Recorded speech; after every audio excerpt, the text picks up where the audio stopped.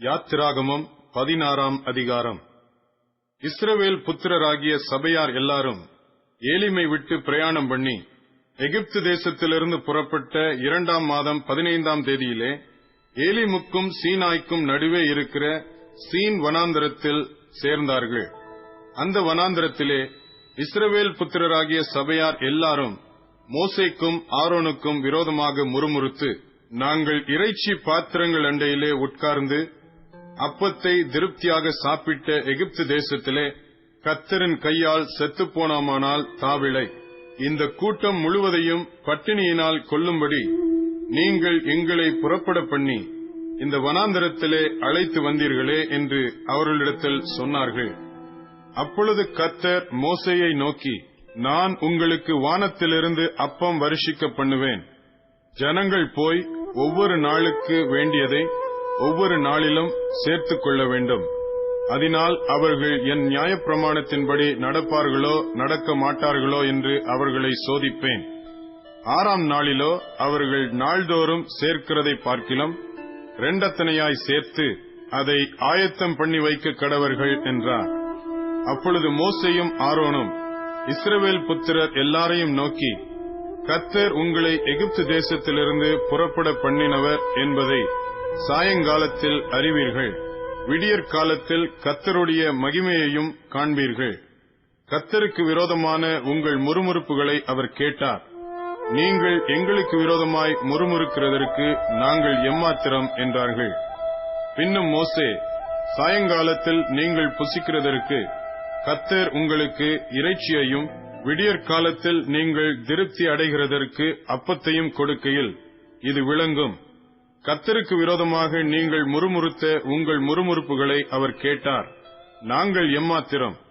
உங்கள் முறுமுறுப்புகள் எங்களுக்கல்ல, கர்த்தருக்கே விரோதமாயிருக்கிறது என்றான். அப்பொழுது மோசே ஆரோனை பார்த்து, நீ இஸ்ரவேல் புத்திரராகிய சபையார் எல்லாரையும் நோக்கி, கர்த்தருடைய சந்நிதியில் சேருங்கள், அவர் உங்கள் முறுமுறுப்புகளை கேட்டார் என்று சொல் என்றான். ஆரோன் இஸ்ரவேல் புத்திரராகிய சபையாருக்கெல்லாம் இதை சொல்லுகிற போது அவர்கள் வனாந்தர திசையாக திரும்பி பார்த்தார்கள். அப்பொழுது கர்த்தருடைய மகிமை மேகத்திலே காணப்பட்டது. கர்த்தர் மோசேயை நோக்கி, இஸ்ரவேல் புத்திரரின் முறுமுறுப்புகளை கேட்டிருக்கிறேன். நீ அவர்களோட பேசி, நீங்கள் சாயங்காலத்தில் இறைச்சியை புசித்து விடியற் காலத்தில் அப்பத்தால் திருப்தியாகி நான் உங்கள் தேவனாகிய கர்த்தர் என்பதை அறிந்து கொள்வீர்கள் என்று சொல் என்றார். சாயங்காலத்தில் காடைகள் வந்து விழுந்து பாளையத்தை மூடிக்கொண்டது. விடியற் காலத்தில் பாளையத்தை சுற்றி பனி பெய்திருந்தது. பெய்திருந்த பனி நீங்கின பின் இதோ வனாந்தரத்தின் மீதெங்கும் உருட்சியான ஒரு சிறிய வஸ்து உறைந்த பனிக்கட்டி பொடியத்தனையாய் தரையின் மேல் கிடந்தது. இஸ்ரவேல் புத்திரர் அதைக் கண்டு அது என்னது என்று அறியாதிருந்து ஒருவரையொருவர் பார்த்து இது என்ன என்றார்கள். அப்பொழுது மோசே அவர்களை நோக்கி, இது கர்த்தர் உங்களுக்கு புசிக்க கொடுத்த அப்பம். கர்த்தர் கட்டளையிடுகிறது என்னவென்றால், அவரவர் புசிக்கும் அளவுக்கு தக்கதாக அதில் எடுத்து சேர்க்க கடவீர்கள்.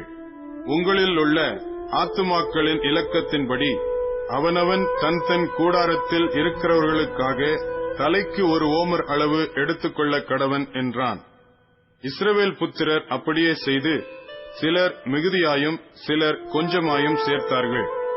பின்பு அதை ஓமரால் அளந்தார்கள். மிகுதியாய் சேர்த்தவனுக்கு மீதியானதும் இல்லை, கொஞ்சமாய் சேர்த்தவனுக்கு குறைவானதும் இல்லை. அவரவர் தாங்கள் புசிக்கும் அளவுக்கு தக்கதாக சேர்த்தார்கள். மோசே அவர்களை நோக்கி, ஒருவனும் விடியற் காலம் மட்டும் அதில் ஒன்றும் வைக்கக்கூடாது என்று அவர்களுக்கு சொல்லியும் மோசேயின் சொல் கேளாமல் சிலர் அதில் விடியற் காலம் மட்டும் கொஞ்சம் மீதியாய் வைத்தார்கள்.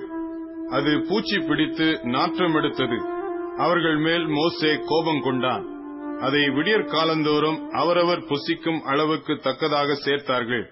வெயில் ஏற ஏற அது உருகிப்போம். 6ஆம் நாளில் தலைக்கு 2 ஓமர் வீதமாக இரண்டத்தனையாய் ஆகாரம் சேர்த்தார்கள். அப்பொழுது சபையின் தலைவர் எல்லாரும் வந்து அதை மோசேக்கு அறிவித்தார்கள். அவன் அவர்களை நோக்கி, கர்த்தர் சொன்னது இதுதான். நாளைக்கு கர்த்தருக்குரிய பரிசுத்த ஓய்வு நாளாகிய ஓய்வு. நீங்கள் சுட வேண்டியதை சுட்டு வேவிக்க வேண்டியதை வேவித்து மீதியாயிருக்கிறதையெல்லாம் நாளை மட்டும் உங்களுக்காக வைத்து வையுங்கள் என்றான். மோசே கட்டளையிட்டபடியே அதை மறுநாள் வரைக்கும் வைத்து வைத்தார்கள். அப்பொழுது அது நாரவும் இல்லை, அதிலே பூச்சி பிடிக்கவும் இல்லை. அப்பொழுது மோசே, அதை இன்றைக்கு புசியுங்கள், இன்று கர்த்தருக்குரிய ஓய்வு நாள், இன்று நீங்கள் அதை வெளியிலே காண மாட்டீர்கள். 6 நாளும் அதை சேர்ப்பீர்களாக. 7ஆம் நாள் ஓய்வு நாளாயிருக்கிறது, அதிலே அது உண்டாயிராது என்றான். 7ஆம் நாளில் ஜனங்களில் சிலர் அதை சேர்க்க புறப்பட்டார்கள். அவர்கள் அதை காணவில்லை. அப்பொழுது கர்த்தர் மோசேயை நோக்கி, என் கட்டளைகளையும் என் பிரமாணங்களையும் கைக்கொள்ள எந்த மட்டும் மனதில்லாதிருப்பீர்கள்? பாருங்கள், கர்த்தர் உங்களுக்கு ஓய்வு நாளை அருளினபடியால் அவர் உங்களுக்கு 6ஆம் நாளில் 2 நாளுக்கு வேண்டிய ஆகாரத்தை கொடுக்கிறார்.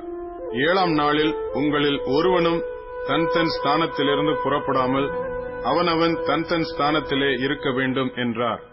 அப்படியே ஜனங்கள் 7ஆம் நாளில் ஓய்ந்திருந்தார்கள். இஸ்ரவேல் வம்சத்தார் அதற்கு மன்னா என்று பெயரிட்டார்கள். அது கொத்துமல்லி அளவாயும் வெண்மை நிறமாயும் இருந்தது. அதன் ருசி தேனிட்ட பணிகாரத்துக்கு ஒப்பாயிருந்தது. அப்பொழுது மோசே, கர்த்தர் கட்டளையிட்ட காரியம் என்னவென்றால், நான் உங்களை எகிப்து தேசத்திலிருந்து புறப்பட பண்ணின போது வனாந்தரத்தில் உங்களுக்கு புசிக்க கொடுத்த அப்பத்தை உங்கள் சந்ததியார் பார்க்கும்படிக்கு அவர்களுக்காக அதை காப்பதற்கு அதிலே 1 ஓமர் நிறைய எடுத்து வைக்க வேண்டும் என்றான்.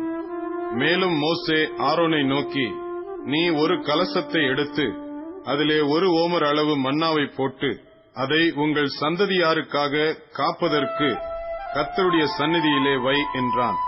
கர்த்தர் மோசேக்கு கட்டளையிட்டபடியே அது காக்கப்படும்படி ஆரோன் அதை சாட்சி சந்நிதியில் வைத்தான்.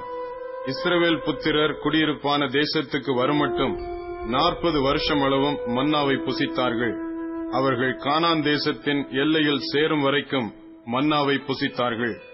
1 ஓமரானது எப்பாவிலே 10 1 பங்கு.